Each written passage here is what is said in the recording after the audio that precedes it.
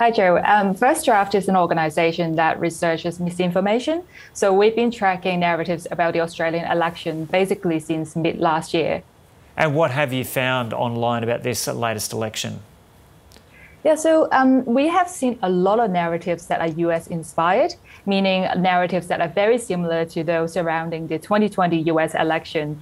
But then in the recent weeks, ever since the election was called, we found a lot more narratives that are still kind of similar to those from the US, but a lot more homegrown narratives, meaning there have been a lot of misleading claims about our own electoral system, about our own voting processes, and also false claims about things like postal vote applications, early voting, etc.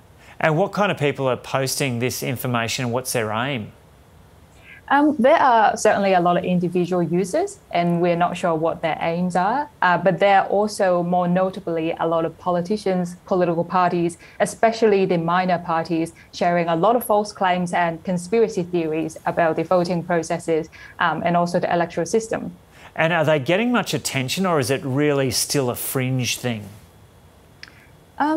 My team has been monitoring basically round the clock on various platforms. So you've got the more mainstream platforms such as Facebook, Twitter, Instagram, YouTube, but also we're really into semi-closed platforms, as we call them, such as Telegram, Discord, and also the messaging apps. So we think that it's definitely been increasingly popular, this sort of belief that the election may be manipulated in some ways or forms.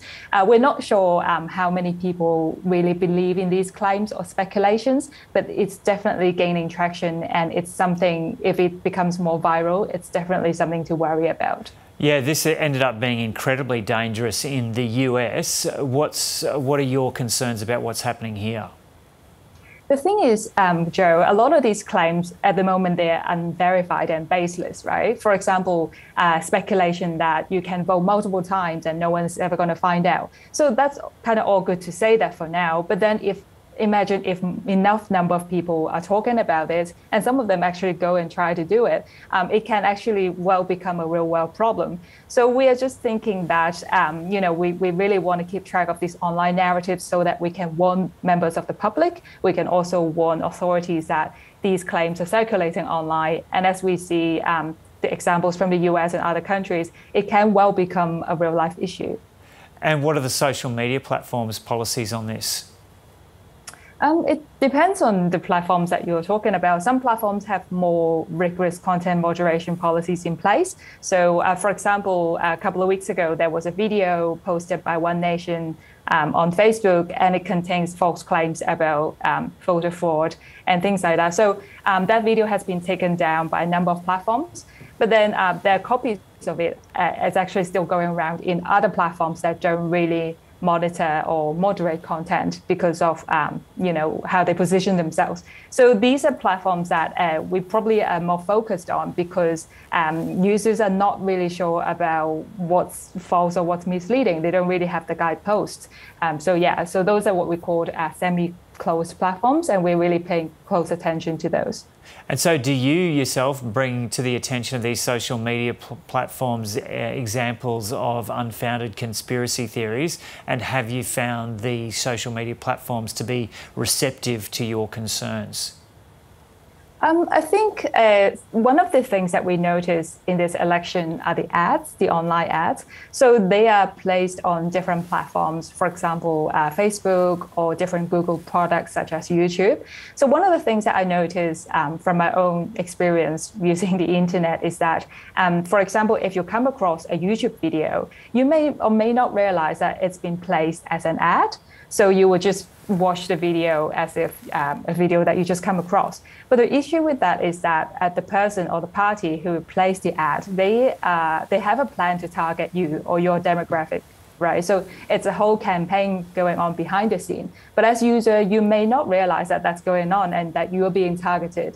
So I think that's an issue there that, a lot of these false claims or conspiracy theories may reach people and kind of confirm their pre-existing biases without them realizing it.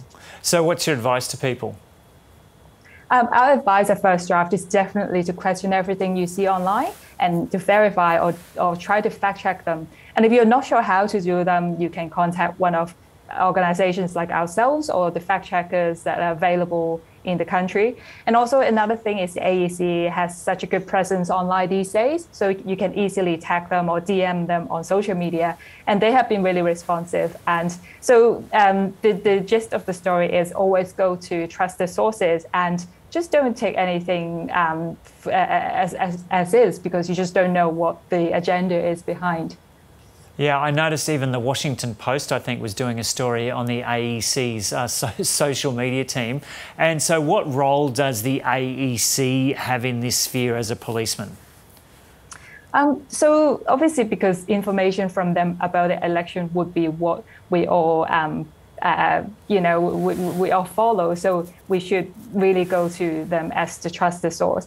And I think the fact that they've really expanded their online presence has been really timely and much needed in Australia, and also an example for the rest of the world, because people need that source of information, that's the authority. And let's say if you have certain bias against so-called mainstream media or a certain fact-checking organization, well, you can then go to the AEC because they are supposed to be trusted, and you don't need to worry about who's funding them, etc. So I think that's such a good thing that they've been doing. Yeah, okay, Esther Chen, really good to have a chat to you. Thanks, Joe.